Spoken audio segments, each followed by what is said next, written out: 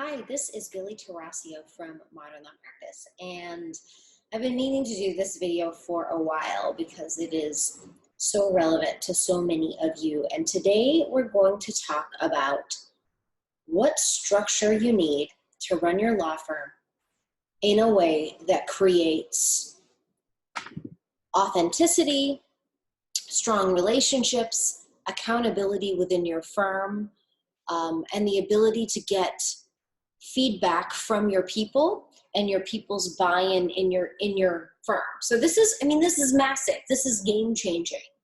And so I don't want to minimize it by saying that we're talking about meetings, because yes, we're talking about meetings, but we're talking about a whole lot more than just meetings. And so ultimately this comes down to two things: a company meeting and individual meetings. And I've talked before about one-on-ones, but I want you to think about one-on-ones and company meetings a little differently. Instead, I want you to think about all of the things that you're going to get when you do these one-on-ones and company meetings. And I'm going to go through an agenda of what we do at our company meeting and talk and explain to you why this is so powerful and why you need to implement it within your law firm. Okay, first, one-on-ones. I've said before that one-on-ones are 30 minutes set aside for you to talk to your employees or people that you manage, and that the purpose of this is not for you to give them work or talk about cases. This is not a case meeting. This is a time where you're connecting as humans.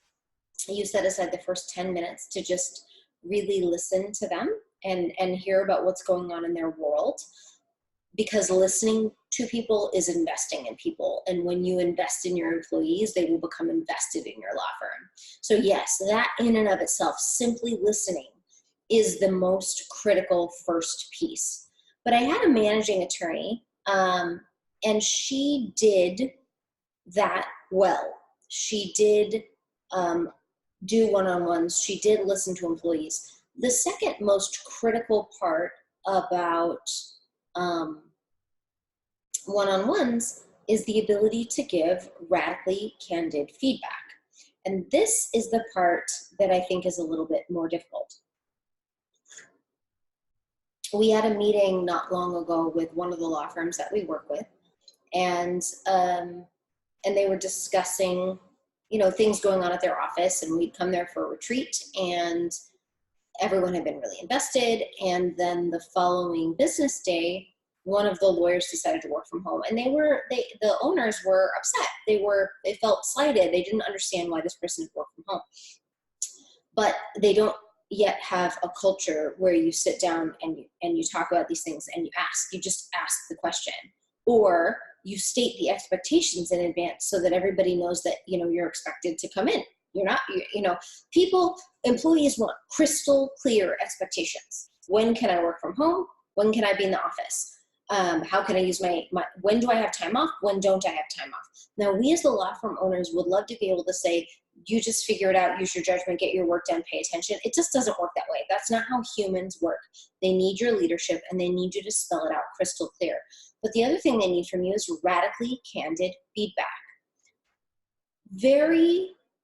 We have very few people in our lives who give us hard feedback, who talk to us about our life, long-term plans, our strengths, our weaknesses, who really encourage us to grow and invest in us. And your employees want that desperately.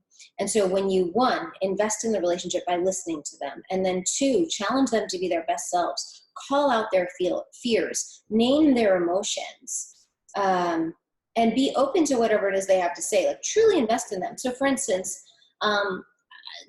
we just finished the second quarter, so I've been doing quarterly reviews with all of my employees. And one of my employees has seemed as if she's been a little down. And so I was asking her about that. This seemed like a rough quarter for you. How are you? How are you doing?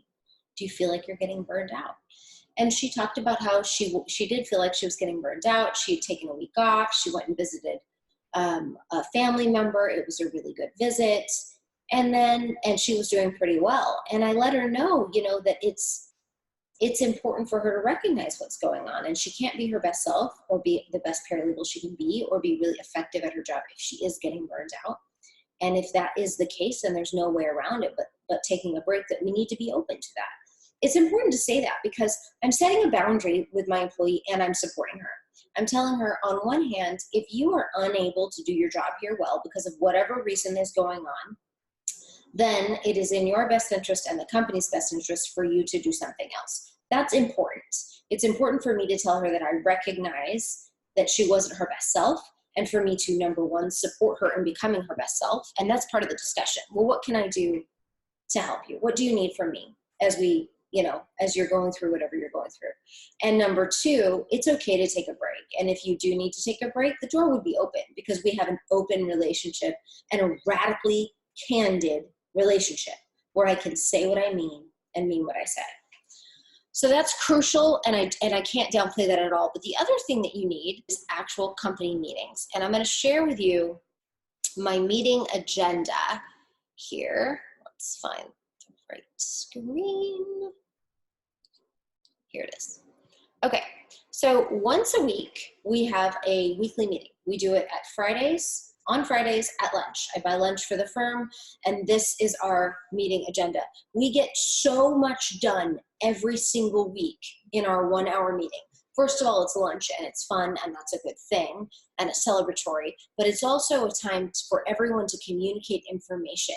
And this type of structure sets the stage for information to be communicated from you to your team and from your team to you. And both of those communications are so important and cannot be underestimated. We start off with kudos. That's shout outs and appreciation, because things can get dull and drab sometimes. So we wanted to start off with information. Now, some of these numbers are fake and the client names have been removed. But shout out to Billy for yummy food. We crushed our goals. I sent in fruit baskets for everyone, the edible arrangements, because I was out of town on MLP, not at Modern Law, because I was working at MLP. So I sent in edible arrangements just to celebrate the great work that they had done over the month. Getting stuff ordered for the new office. You can see these were taken real time. So there's typos, it's messy, but it doesn't matter. This is, we had a second office space and people had been bringing in things and helping decorate it. And so there was a shout out for that. Katie helping Don is a paralegal, helping an attorney while his assigned paralegal was out of the office.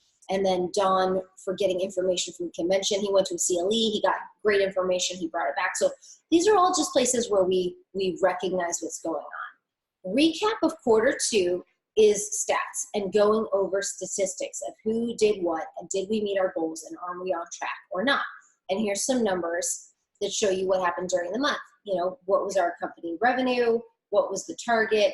How close are we to getting that target? Here we are. Every single week, we talk about where are we at in terms of our goals. And we recap, are we on track to achieve what we want to? Do we have an accounts receivable issue? Do we not? We look at a daily number. Let's just click on the Q2 recap. KPI for company meeting. This goes through every single person's goal, revenue, the difference, whether they overachieved or underachieved. Did we hit our group goal? If we did, everybody bonuses. What's the net promoter score? What's the conversion rate? What's the total number of new clients? Total number of consultations, conversion rate. And I mean, there's a ton of information here. And yeah, we go over it all the time. The next thing we talk about is net promoter score and any feedback that we received. So here we got two different pieces of NPS data. There were 9s and 10s. I took out the client names here, but we have feedback and then we go over that. We talk about weekly new clients, and we talk about what happened in the last week in terms of new clients and the number of clients who have onboarded in the last 2 weeks, and then where they're at. I took those names out so that you can't see them, but each week we go over who are the new clients that have been brought into the firm and what are their issues. This is like a 2-minute check-in, a 1-minute check-in per client, just to say this person got a divorce, it's high conflict, or here's what we're thinking about doing. It allows us to discuss anything that might be tricky that's going on or that sort of thing. We talk about the number of initial consultations we had, who had those initial consultations and how many converted, and then also what happened with Access Legal. We do a capacity check-in, which is this is a subjective check-in about where does everyone feel like they're at. in terms of capacity. So everybody goes around the room and says on a scale of 0 to 100 where they're at. This allows me to know who should get new clients, who shouldn't. And this, I'm factoring in everything. If their home life is so crazy that right now they're at 100, even though their workload's about at 50, then they just need a couple days break, and that's okay, and I need to know it. So every single week I get to know kind of where people are at. I also get to know if week after week the same people are too busy or too slow, I get to have some discussions about that. Productivity report is a daily number. So we already talked about revenue, but productivity comes down to how much are you billing each day? And are you billing enough money each day to meet your goals? Because revenue is what happened before. Did we collect our money? Productivity is, are we doing what we need to do now in order to make enough money moving forward? So we go through that and we look at each person's daily number to see if they're on track or off track. Have they fallen behind, or are they where they should be? Culture Corner is about 2 to 3 minutes of just something fun and team building. And we do that every single week. And then we have a period of time that's issues, announcements, insights, rulings. This is free game. Anybody can bring up anything, things that are working not well or opportunities that different people see within the organization for things to get fixed. We track our issues, we write it down, and we talk about it. So for instance, what's on here? There were some fee issues with clients that we discussed.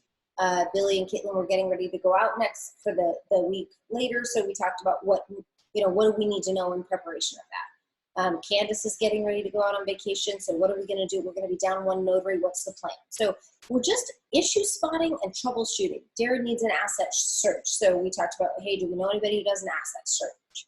We talked about limited scope, flat fee, language, fee agreements, process servers, etc.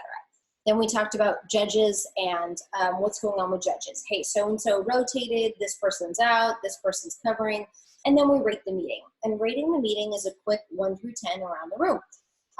And this just lets people know, lets people give feedback as to how effective our meeting was. I know this is a little bit of a long video, and that seems like a long agenda, but think about the amount of information that has been communicated every single week between me and my team and my team and me. They know that they have the ability to address any issues that they're having, and that whatever issues there are, they will be addressed, identified, and solved, because we're an organization that is responsible for solving the issues that we have. And no one is allowed to wallow in issues. People sometimes get attached to their issues or their complaints, and this type of structure just doesn't allow it. You have a responsibility within my organization, if there's a problem, for you to talk about it and for us to solve that issue, because we want to be in a place that's constantly growing and constantly evolving. These two things, one-on-ones with your people, where you're radically candid with your people, being clear about your goals as a company and your responsibilities as a company, and how each person within your company contributes to that, will change your whole firm. So do it, let me know how it works, and we'll talk soon. And make sure to subscribe, because you don't want to miss any of these videos from Modern Law Practice.